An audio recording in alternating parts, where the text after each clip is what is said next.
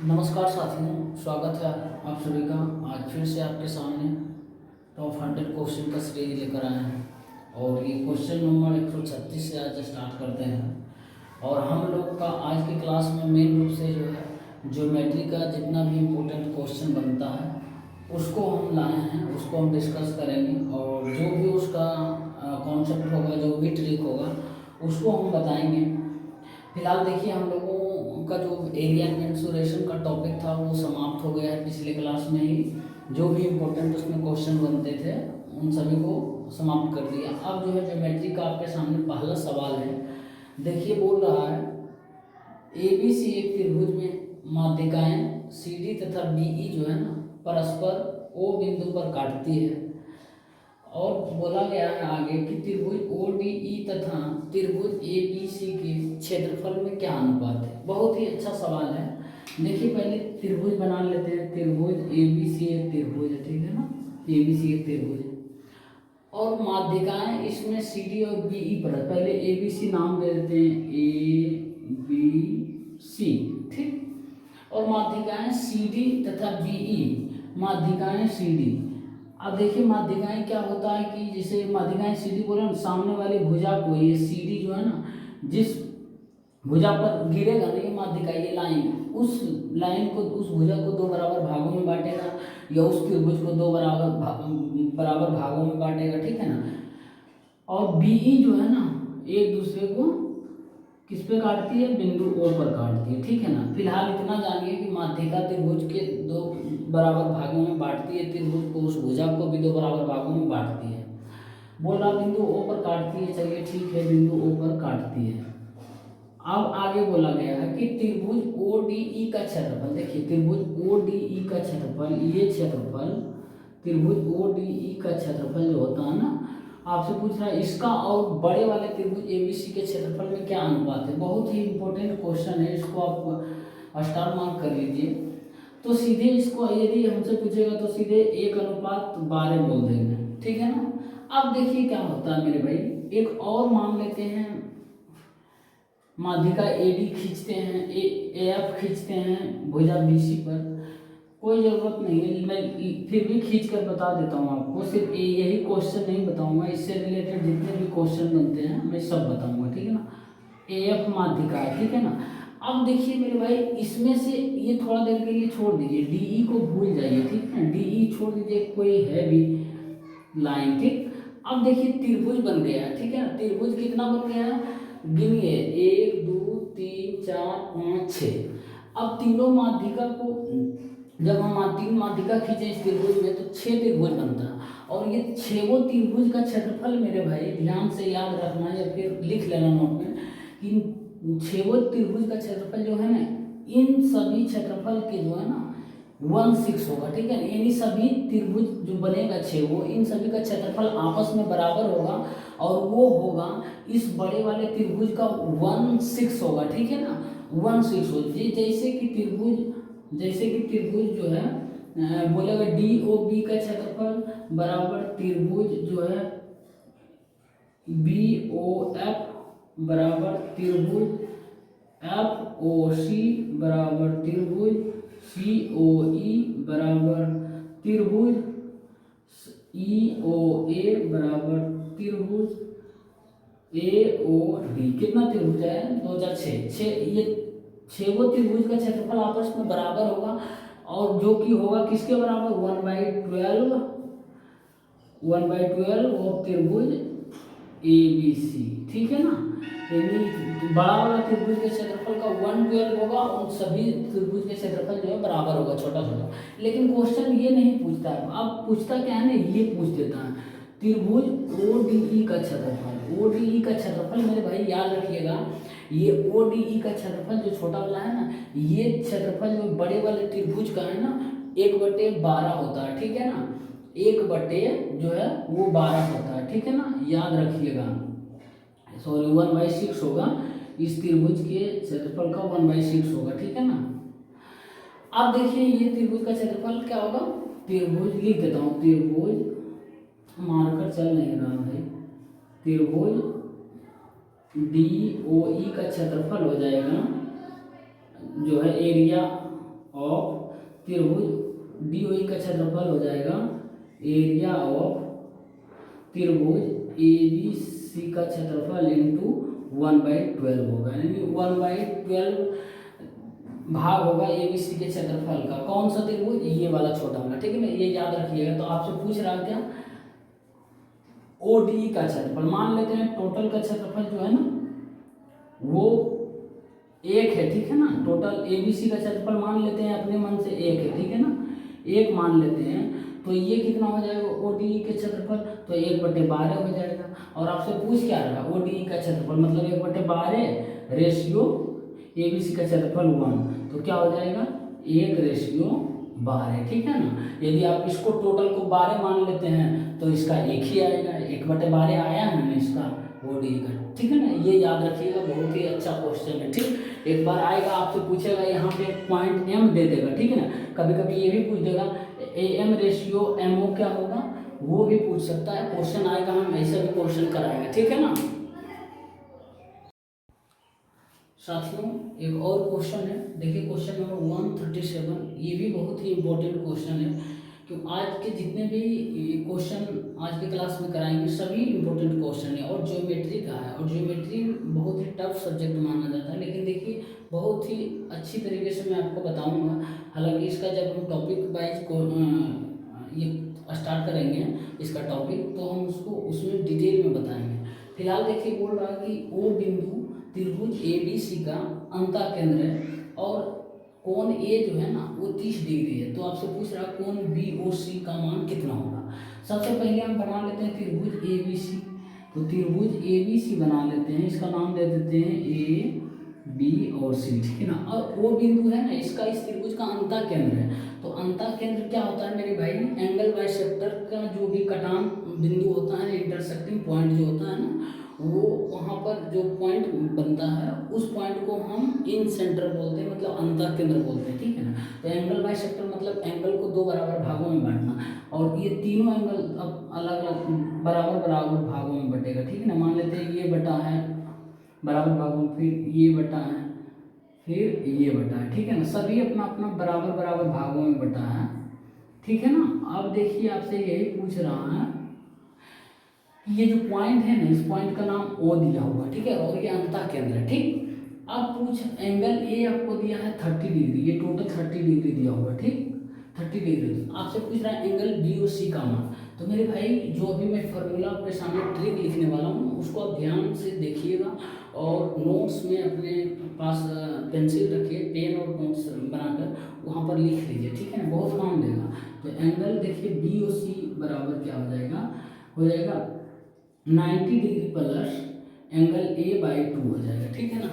ये याद रख लीजिए, जितना हो सके रट्टा मार लीजिए, क्योंकि ये पूछता है आपसे क्या एंगल बाइसेक्टर में दे देगा, और क्या पूछेगा आपसे, कभी BOC का मान दे देगा यानी एंगल O दे देगा, और आपसे एंगल A का मान पूछेगा। मेन रूप से यही पूछ सकता है, बहुत करेगा तो फंसाने के लिए कुछ और एंगल दे देगा, ये एंगल दे देगा और ये एंगल दे देगा, फिर आपसे वो पूछेगा। तो आपका बेसिक नॉलेज वहाँ पर काम करना चाहिए, ठीक है ना। फिलहाल इतना ही 2 ही चीज़ आपको देगा, एक 2 में से एक देगा, दूसरा पूछेगा। तो BOC बराबर क्या हो जाएगा 90 डिग्री प्लस A/2 यानी 30/2 हो जाएगा। तो क्या हो जाएगा 90 डिग्री प्लस 15, तो हो जाएगा 105 डिग्री, ठीक ना। और आपसे यही पूछ रहा था एंगल BOC बराबर कितना होगा, तो इसका राइट आंसर हो जाएगा 105 डिग्री होगा, ठीक ना, ये 105 डिग्री होगा। इस ट्रिक को आप जरूर याद रख लीजिए, जब एंगल बाइसेक्टर होगा तो ये कॉन्सेप्ट होता है, ठीक है ना। एक और माइनस वाला भी होता है, लेकिन वो बताएंगे और आएगा ज्योमेट्री में आएगा, ठीक है ना। फिलहाल ये याद रखिए मेरे भाई। एक और सवाल है आपके सामने, बहुत ही सिंपल सवाल है, देखिए इसको आप भी आसानी से कर सकते हैं। आपके सामने पहला बार क्वेश्चन है कि इसमें हम आपको ऑप्शन दे देंगे, ठीक है ना, क्योंकि आपको इसमें सोचना है, थोड़ा सा सोचना, बाकी कुछ है नहीं इसमें। बोल रहा कि समकोण त्रिभुज का लंब केंद्र होता है, मतलब समकोण त्रिभुज का लंब केंद्र कहाँ पर होता है, उस त्रिभुज के बाहर होता है, या उस त्रिभुज के समकोण पर होता है, या फिर उस त्रिभुज के कर्व पर होता है, या फिर त्रिभुज के भीतर कहीं पॉइंट पर होता है। तो देखिए सबसे पहले हम समकोण त्रिभुज बना लेते हैं, ठीक है ना। ये समकोण त्रिभुज बना लेते हैं, ये बना लिए, ठीक है ना। अब देखिए इसका नाम दे देते हैं ए बी और सी। लंब केंद्र क्या होता है मेरे भाई, जिसे देखिए ये त्रिभुज बना लिया कोई जनरल त्रिभुज, ठीक है ना, पी क्यू आर, ठीक है ना। लंब केंद्र क्या होता है, इस त्रिभुज के तीनों शीर्ष से जो है ना सामने वाली भुजा पर जो लंब डालेंगे ना, और तीनों लंब जिस पॉइंट पर इंटरसेक्ट करेगा, जिस पॉइंट पर कट करेगा, उस पॉइंट को हम लंब केंद्र बोलेंगे। मैं फिर से बोल रहा हूँ, लंब केंद्र क्या होता है कि त्रिभुज के तीनों शीर्ष से जब हम सामने वाली भुजा पर लंब डालते हैं और वो तीनों लंब जो है, तीनों लंब जिस पॉइंट पर कट करती है, एक दूसरे को काटती है, उस पॉइंट को हम लंब केंद्र बोलते हैं। तो देखिए इसको हम पहले इस जो शीर्ष है, शीर्ष पी से सामने वाले भुजा पर यानी क्यू पर लंब डालते हैं, यानी 90 डिग्री इस पर डालते हैं, ठीक है, 90 डिग्री। अब फिर ये शीर्ष क्यू से जो है ना सामने वाली भुजा यानी पी आर पर परपेंडिकुलर डालते हैं, लंब डालते हैं, ठीक है ना, ये लंब डाल दिए हैं। अब देखिए अब फिर शीर्ष आर से जो है लंब डालेंगे, लंब डालेंगे सामने वाली भुजा पी क्यू पर, नाम दे देते हैं एम एन ओ, ठीक है ना। अब जो ये तीनों लंब जिस पॉइंट पर कटती है ना मेरे भाई, उस पॉइंट को हम लंब केंद्र बोलते हैं, ठीक है ना। इसको आप किसी चीज़ से भी डिनोट कर लीजिए, कोई ज़रूरत नहीं, ठीक है ना। ये ओ से डिनोट कर लीजिए, ये मान लीजिए के मान लीजिए, एल मान लीजिए, ठीक है ना। अब देखिए बस यही याद रखना आपको। अब देखिए समकोण कोई भी त्रिभुज हो, ठीक है ना। अब समकोण त्रिभुज यहाँ पर दे दिया, तो समकोण त्रिभुज में हम क्या करेंगे, वही लंब केंद्र का जो आपको बताएंगे कॉन्सेप्ट कि हम ये जो शीर्ष है ना, इससे सामने वाली भुजा पर लंब डालेंगे। तो इसके सामने वाली भुजा कौन सा होगा, ये होगा BC। तो इस पर हम लंब डालेंगे तो कैसे डालेंगे, ऐसे तो डलाएगा नहीं, लंब तो फिर होगा नहीं, यानी लंब सीधा यही डलेगा ना, और ये 90 डिग्री है, यही तो लंब डलेगा। मतलब ये यहाँ पर मान लेते हैं, यहाँ पे आ रहा है, ठीक है। अब शीर्ष C से हम लंब डाल रहे हैं सामने वाली भुजा पर, तो AB पर यहाँ तो कहीं डलाएगा नहीं, यहीं पे डलाएगा 90 डिग्री। तब ये जिस पॉइंट पे अब देखिए फिर इससे लंब डालेंगे किस पर, AC पर, तो AC पर डालेंगे, ठीक है, लंब डलाएगा, लेकिन ठीक है डाल दिए हैं। ये तीनों कट किस बिंदु पर रहा, तो बोलिएगा बिंदु B पर कट रहा, तो यही इसका जो है ना लंब केंद्र हो जाएगा, ठीक है ना। और आपसे पूछ रहा है कि लंब केंद्र कहाँ होगा समकोण त्रिभुज में, तो त्रिभुज के बाहर बिल्कुल भी नहीं, ये तो बिल्कुल गलत है। समकोण पर पहले ये देख लो तो ऑप्शन सी, कर्ण पर होगा, बिल्कुल भी नहीं, तीनों लंब यहाँ पे कहाँ काट रहा, ये भी नहीं होगा। त्रिभुज के भीतर तो बिल्कुल भी नहीं चांस है, ये भी गलत। तो ऑप्शन नंबर बी आंसर हो जाएगा, समकोण पर कट रहा है, यानी समकोण पर यही 90 डिग्री पर कट रहा है, ठीक है। तो इसका राइट आंसर हो जाएगा ऑप्शन बी, ठीक है ना। इस तरीके से याद रखिए, कॉन्सेप्ट याद है तो कोई भी क्वेश्चन दे आपको घुमा कर ही क्यों ना दे, आप बना लीजिए आसानी से, ठीक है ना। साथियों एक और क्वेश्चन है, देखिए बोल रहा है कि यदि 72 सेंटीमीटर स्क्वायर क्षेत्रफल वाले त्रिभुज ABC का केंद्रक जो है ना वो G है, और AD BE तथा CF जो है ना उसकी 3 माध्यिकाएं हो, तो आपसे पूछ रहा है त्रिभुज BDG का क्षेत्रफल क्या होगा। ये क्वेश्चन आप खुद से करिएगा, क्योंकि थोड़ा देर पहले मैं अभी 2-3 प्रश्न पहले आपको इस तरीके का क्वेश्चन जो भी बनता था उससे रिलेटेड कुछ पॉइंट आपको बताए हैं, उस पॉइंट को फिर से आप जाइए रिवाइज कीजिए, उसके बाद इसका आंसर क्या होगा आप कमेंट बॉक्स में बताइए, ठीक है ना। फिलहाल मैं थोड़ा सा बता देता हूँ कि देखिए एक त्रिभुज है ABC, ठीक है ना, एक त्रिभुज ABC है, पहले इसको हम ड्रॉ कर देते हैं ABC, और इसका एरिया जो है ना वो 72 सेंटीमीटर स्क्वायर है, ठीक है ना, ये 72 सेंटीमीटर स्क्वायर है। अब देखिए इसका केंद्र ये बोल रहे हैं माध्यिकाएं, 3 माध्यिकाएं क्या बताएं कि सामने वाली भुजा को 2 बराबर भागों में जो लाइन बांटती है ना शीर्ष से, और इस जो लाइन से जो पॉइंट बनता है, कटिंग पॉइंट होता है ना, वो उसको हम केंद्रक बोलते हैं, ठीक है ना, सेंट्रॉइड जिसको हम इंग्लिश में बोलते हैं, और उसको हम G से डिनोट करते हैं। तो देखिए AD हो जाएगा, BE हो जाएगा, और ये CF हो जाएगा, ठीक है ना। अब देखिए ये जो है माध्यिकाएं त्रिभुज, ये भुजा को है ना सब बराबर भागों में बांटती है। जैसे ये बी डी बराबर डी सी हो जाएगा, ए बराबर हो जाएगा ई सी हो जाएगा, और ये जो है बी एफ बराबर ए एफ हो जाएगा, ठीक है ना, सामने वाले भुजा को बराबर। और इस पॉइंट जो मिलता है, इस पॉइंट को हम जी से डिनोट करते हैं, जिसको हम केंद्रक के नाम से जानते हैं। अब देखिए ये कितना त्रिभुज बना, ये माध्यिका के कटान बिंदु से इस 6 त्रिभुज बना, 1 2 3 4 5 6। अब 6 त्रिभुज का क्षेत्रफल और बड़े वाले त्रिभुज के क्षेत्रफल के बीच मैंने आपको रिलेशन बताया। आपसे पूछ रहा है कि त्रिभुज बी डी जी का क्षेत्रफल, मतलब ये क्षेत्रफल आपसे पूछ रहा है, ठीक है ना, ये क्षेत्रफल त्रिभुज बी डी जी का क्षेत्रफल, ये क्षेत्रफल क्या होगा, आपको इसका आंसर जो है खुद से कमेंट बॉक्स में बताना है। जो भी वीडियो को देख रहे हैं भाई, वो सभी उनसे रिक्वेस्ट है आप इसका आंसर जो है कमेंट बॉक्स में जरूर बताइए, ठीक है ना। साथियों एक और क्वेश्चन है, देखिए बोल रहा है कि वो वृत्त का केंद्र है तथा वृत्त का चाप जो है ना ए बी सी केंद्र पर 130 डिग्री का कोण बनाता है। आगे बोला गया है कि ए बी को पी तक बढ़ाया गया है। तब आपसे पूछ रहा है एंगल पी बी सी का माप क्या है। देखिए सबसे पहले फिगर को हम ड्रॉ कर लेते हैं। फिगर ड्रॉ करने से क्वेश्चन 50% से ज़्यादा बन जाता है। तो देखिए पहले वृत्त का केंद्र वो है, जो पहले वृत्त बना लेते हैं, ठीक है ना, ये वृत्त बन गया। अब देखिए इसका सेंटर ओ है, वो मान लेते हैं ये सेंटर, ठीक। अब चाप ए बी सी जो है वृत्त के केंद्र पर 130 डिग्री का कोण बनाता है।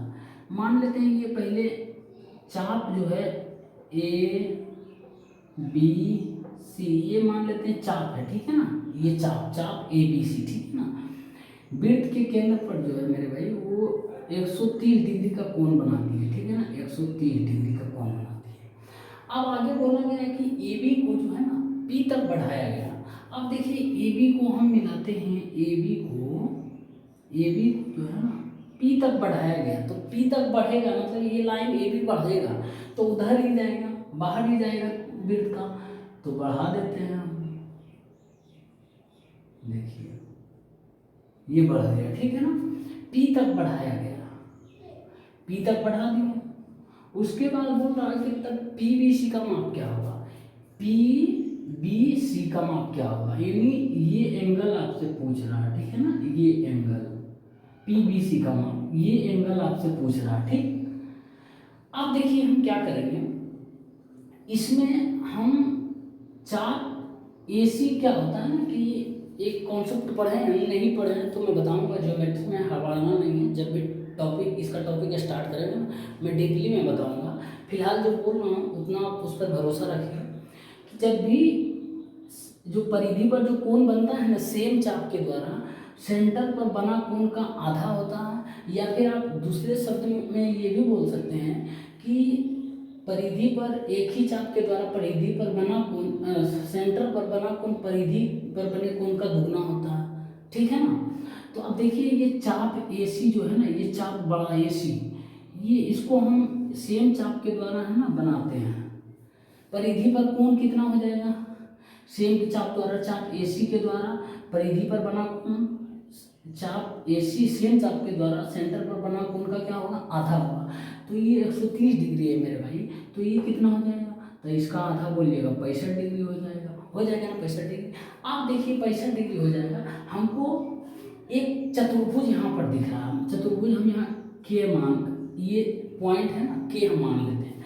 अब देखिए चतुर्भुज आपको इस वृत्त में दिख रहा, चतुर्भुज ए के सी बी, ये चक्रीय चतुर्भुज दिख रहा जिसको हम चक्रीय चतुर्भुज के नाम से, और चक्रीय चतुर्भुज उसको बोलते हैं मेरे भाई जिसकी चारों कोण जो है ना, जिस चतुर्भुज के चारों कोण उस त्रिभुज के परिधि को टच करता हो, इतना जरूर होना चाहिए, टच करना ही चाहिए चारों जो है ना कोण चतुर्भुज के वृत्त के अंदर, तो उसको हम चक्रीय चतुर्भुज बोलते हैं, ठीक है ना।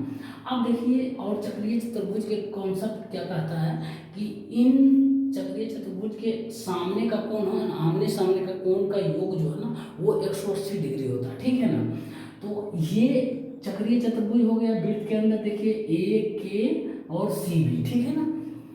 तो चक्रीय चतुर्भुज के आमने सामने का कोण 180 डिग्री होता है, तो ये 65 डिग्री है मेरे भाई। तो एंगल ये बी कितना हो जाएगा, आप बोलिएगा 115 डिग्री हो जाएगा, क्योंकि चक्रीय चतुर्भुज के आमने सामने का कोण का योग जो है 180 डिग्री होता है, ठीक है ना। तो ये 65 है तो ये 115 डिग्री हो जाएगा, दोनों को जोड़िए 180 डिग्री हो गया ना।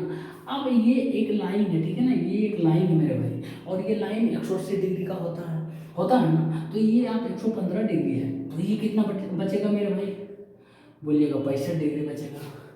तो आपसे पूछ क्या रहा था, एंगल पी बी सी का मान पूछ रहा था, तो यानी ये कोण पूछ रहा था, ठीक है ना, ये कोण, तो ये कोण निकल गया ना 65 डिग्री। तो एंगल पी बी सी बराबर हो जाएगा 65 डिग्री, ठीक है ना। आपसे यही पूछ रहा था, बस कुछ नहीं करना था, एक चाप का जो कॉन्सेप्ट हो उसको समझना था, और चक्रीय चतुर्भुज का कॉन्सेप्ट जो है उसको समझना था, ठीक है ना। उम्मीद करते हैं जो बताएं समझ में आया होगा। यदि समझ में आया तो वीडियो को लाइक करते रहिए, जितने भी हमारे दोस्त देख रहे हैं वीडियो को जरूर लाइक कीजिए, क्योंकि लाइक बहुत कम आ रहा है, ठीक है ना। साथियों एक और क्वेश्चन है, देखिए बोल रहा कि त्रिभुज ABC में जो है ना D तथा E भुजा AB तथा AC पर दो बिंदु है, DE पैरेलल जो है यानी DE समांतर BC तथा DE जो है ना त्रिभुज ABC को समान क्षेत्रफल वाले भागों में विभाजित कर देती है। तो आपसे पूछ रहा है कि AD रेशियो BD का अनुपात क्या है। सबसे पहले इस क्वेश्चन को हम फिगर से बताते हैं, ड्रॉ कर रहे हैं फिगर, ठीक है ना। ये त्रिभुज ABC है, ठीक है, इसका नाम दे देते हैं त्रिभुज ABC, ठीक। अब देखिए D तथा E भुजा AB तथा AC पर दो बिंदु है, और DE पैरेलल BC है, तो DE पैरेलल होगा BC, DE पैरेलल BC है, ठीक है ना, इसका पैरेलल ये है, ठीक, समांतर है। और D जो है AB पर एक बिंदु है AB भुजा पर, और E जो है भुजा AC पर एक बिंदु है, ठीक है, फॉलो कर रहा।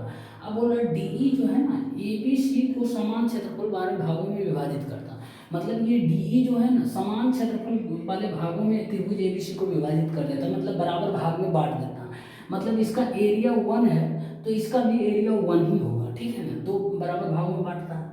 अब टोटल का एरिया कितना हो जाएगा, 2 हो जाएगा। अब देखिए इसमें सिमिलरिटी का हम कॉन्सेप्ट लगाएंगे, ठीक है ना। सिमिलरिटी का कॉन्सेप्ट क्या लगाएंगे कि त्रिभुज ABC जो है ना समरूप होगा त्रिभुज ADE का, ठीक है ना, क्योंकि ये उभयनिष्ठ कोण हो जाएगा इसमें, और ये कोण बराबर होगा जब पैरेलल है, तो ये कोण बराबर होगा पैरेलल है, ठीक है ना। तो हम सिमिलरिटी का कॉन्सेप्ट लगाकर देखिए क्या करेंगे, हम इसका रेशियो निकाल लेंगे, AD बटे पहले लिख देता हूँ मैं, त्रिभुज ADE जो है ना वो पैरेलल होगा, समरूप होगा त्रिभुज ABC का, ठीक है ना। अब इसका रेशियो हम ले लेते हैं AD बटे इस त्रिभुज में इसका रेशियो बटे इसका रेशियो AD बटे AB ले लेते हैं बराबर।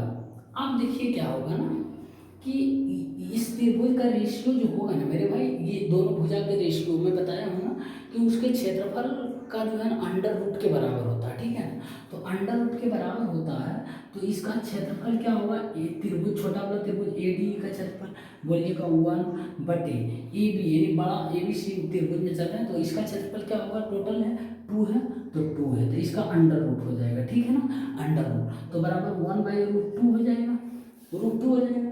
क्या हो जाएगा, AB टोटल आया √2 आ गया, AD जो है ना 1 आया, ये 1 आया, ये टोटल जो है √2 आ गया, ठीक। अब आपसे पूछ रहा है AD बटे BD, AD का मान कितना है, AD बटे BD पूछ रहा है, तो AD कितना है, AD 1 आया 1 बटे BD कितना आएगा, तो BD आएगा AB माइनस AD करेंगे √2 माइनस 1, ठीक है ना।